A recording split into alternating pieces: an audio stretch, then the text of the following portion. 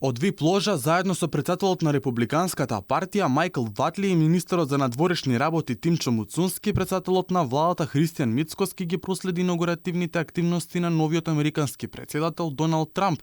Премиерот во рамки на посетата на САД продолжува со многобројни средби со високо позиционирани луѓе и ги промовира економските можности на Македонија пред инвеститорите.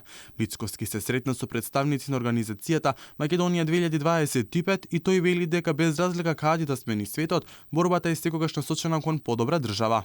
Во Вашингтон на средба со Македонија 2025 ја истакнуваме нашата посветеност кон подобра иднина. Без разлика дали сме дома во Европа или во САД, борбата секогаш е насочена кон создавање подобри услови за живот и посигурна иднина за сите.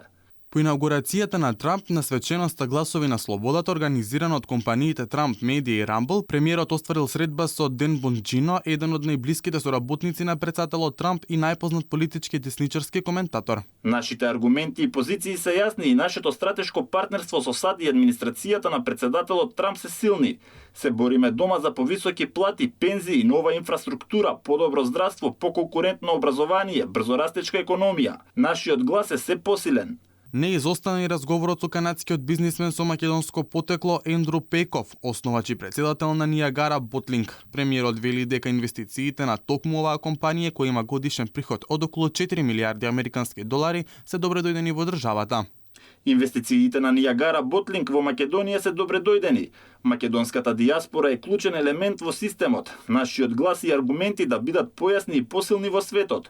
Обновуваме, но и создаваме нови можности и партнерства со секој што може да помогне Македонија да биде повторно горда и ваша.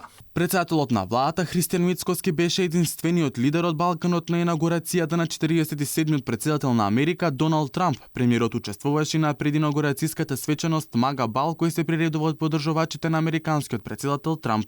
Во Вашингтон премиерот оствари значајни средби како со Крис Павловски, собственик на групацијата Рамбл, Ричард Гренел, поранешниот шеф на Националната разузнавачка служба и актуелен претседателски пратеник за специјални мисии и политика, Девин Нунес, претседавач со Советот давното тело за разузнавање на Трамп, како и со највлијателните конзервативни американски новинари Такер Карлсон и Мегин Кели.